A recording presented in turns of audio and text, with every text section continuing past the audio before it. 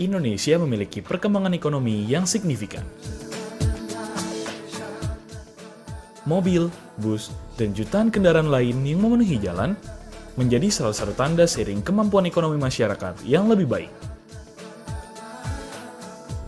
Dari 75 juta kendaraan di Indonesia, sepeda motor menguasai 2/3 diantaranya.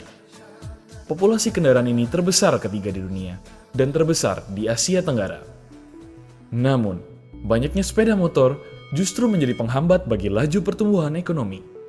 Macet, kecelakaan, hingga pelanggaran lalu lintas siap menghadang pergerakan roda ekonomi. Mampukah untuk berbenah?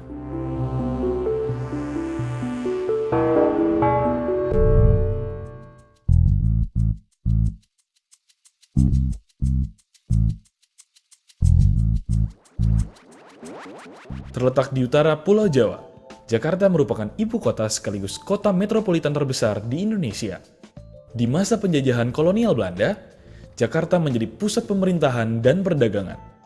Berbagai jenis rempah, teh, kopi, dan emas berputar menghidupkan seisi kota. Saat ini, sejarah merengkuh kesuksesannya. Pencakar langit, mal, pusat perkantoran, Jakarta menebarkan aroma kemakmuran yang menggiurkan. Kota yang menjadi tempat bernaung bagi lebih dari 9 juta jiwa ini menikmati kejayaannya. Tetapi, fakta berkata lain.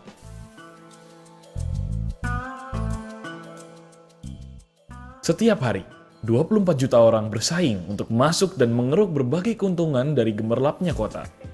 Mereka berasal dari kota-kota penyangga di sekitar Jakarta. Di saat yang sama, kota terbesar ketiga di dunia ini harus menghadapi kenyataan pelik, kemacetan. Sepeda motor pun merajai jalan. Ada lebih dari 7 juta sepeda motor membebani tanah Jakarta. Jumlah ini tidak sebanding dengan panjang jalan yang memadai. Keadaan ini pun memaksa para pengendara motor untuk bertarung dengan jutaan pengendara lainnya. Jakarta menjadi korban atas kesuksesannya sendiri.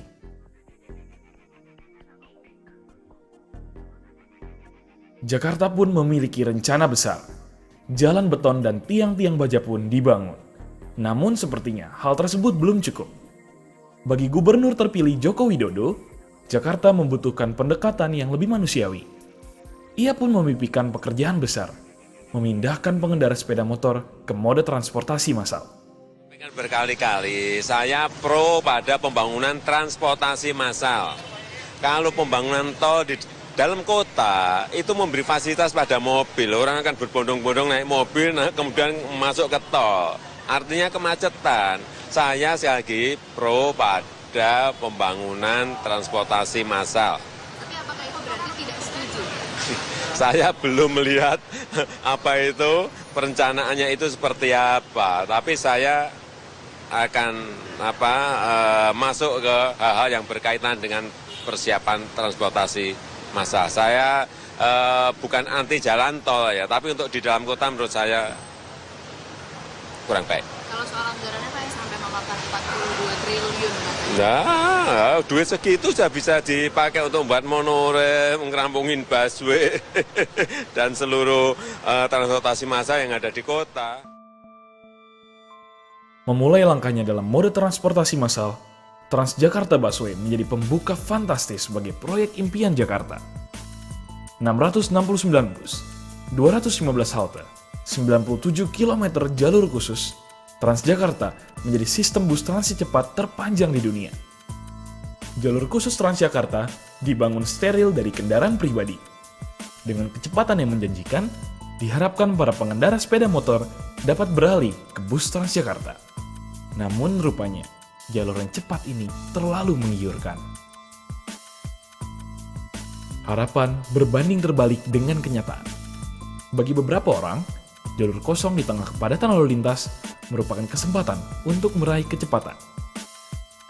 Pengguna motor itu agak mengganggu sih. Jadi kadang kan mereka itu suka seenaknya aja gitu kan, lewat-lewat gitu. Kadang kecelakaan yang suka kejadian juga gara-gara merekanya yang bawa motornya sembarangan. Sebenarnya sih mungkin kalau saya sebagai orang yang membeli motor memudahkan, dalam arti saya nggak perlu nungguin bis, saya naik motor kemana-mana langsung cepat. Cuman kalau dari saya sebagai pejalan kaki, kadang motor yang terlalu banyak itu malah bikin susah, karena kadang malah banyak yang naik ke atas trotoar. Yang seharusnya kami memakai trotoar, hak kami malah dipakai oleh si motor itu sendiri. Dan banyak yang akhirnya selap-selip di Jakarta kan malah bikin jadinya kecelakaan. Saya tahu pasti nggak gampang ngurusin Jakarta, termasuk urusan macet, karena dia tahun ke tahun masalahnya kan sama untuk urusan macet.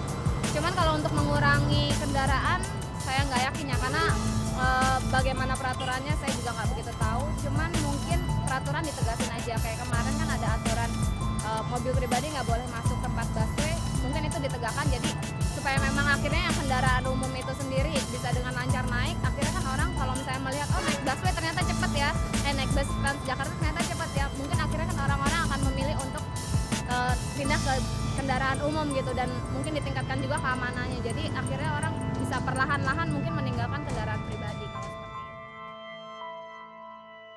Banyak dari pengendara motor justru mencoba menikmati peruntungannya ke dalam jalur khusus Transjakarta ini.